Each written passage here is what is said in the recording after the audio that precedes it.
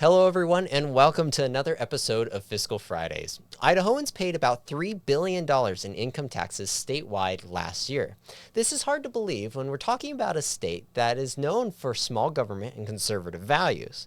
As it turns out, the very lawmakers that tout their conservative values when running for office are the same ones that advance a faith in government solutions with every vote. Many lawmakers think it is enough to be conservative on social issues, then the money will magically follow. But this is actually the reverse. Following the money reveals its corrupting effect on society. Now, socialism lurks right under the nose of every Idahoan, and your elected officials are failing to stop it. The truth is, the value of welfare benefits exceeds median salaries of working people in most states, including Idaho. An increasing amount of your paycheck is going to support the socialist welfare state. And worst of all, this money is hurting people more than it is helping, killing liberty in the process. As it turns out, paying people to not work results in a less productive society and a culture of dependency. A report from the Foundation for Government Accountability looked into how much money people could actually receive if they accessed all the government programs available to them, and the results were shocking. The report notes how backers of big government control in Washington, D.C. didn't let the COVID pandemic go to waste.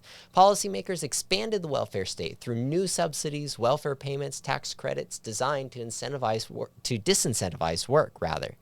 The report looks into the value of income and welfare benefits for low-income single parents with two dependents. Shockingly, a welfare recipient could receive $1.39 per hour more than the median wage. The situation in Idaho is even worse than the figures we are seeing nationally. The median salary in Idaho is about $37,000 per year.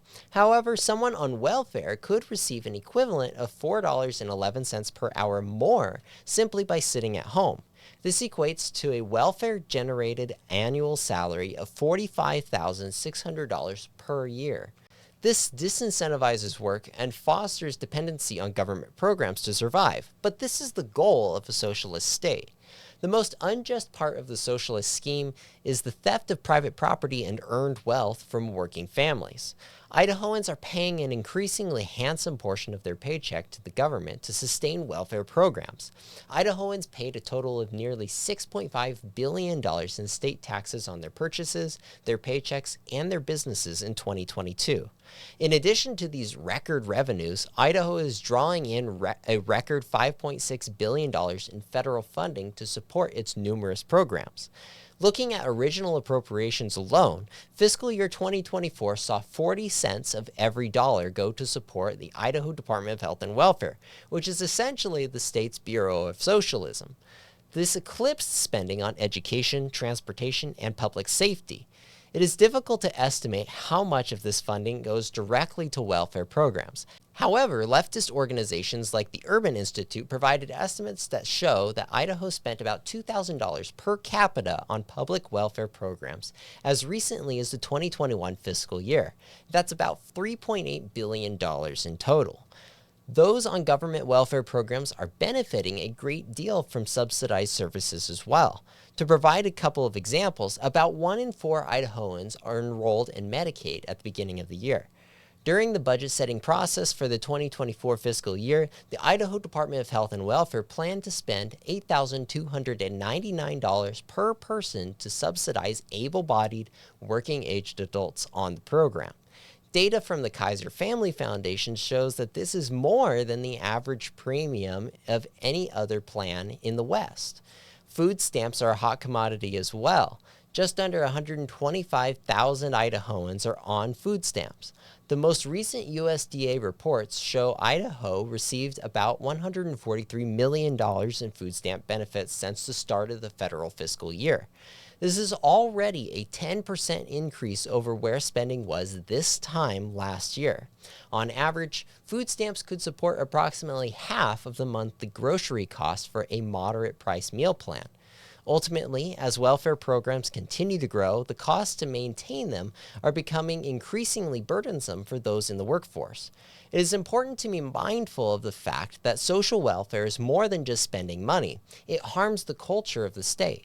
Government programs for low-income Idahoans create a monopoly on support services that could be filled by the free market. For example, driving people onto government health insurance removes any incentives for the market to create products that would be affordable for low-income people.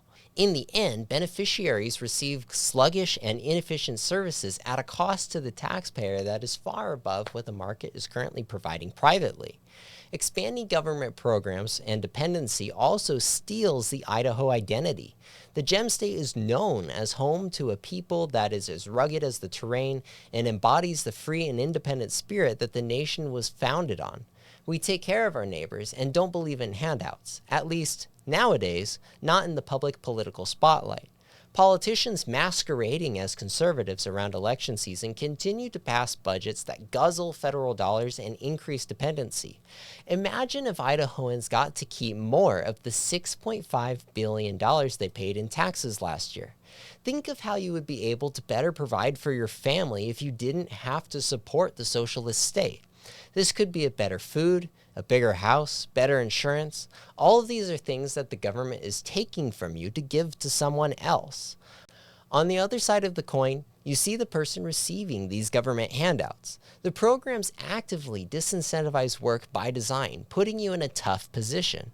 If you were essentially making more than the median wage without having to work and you get financially punished for working, why would you work to better your situation?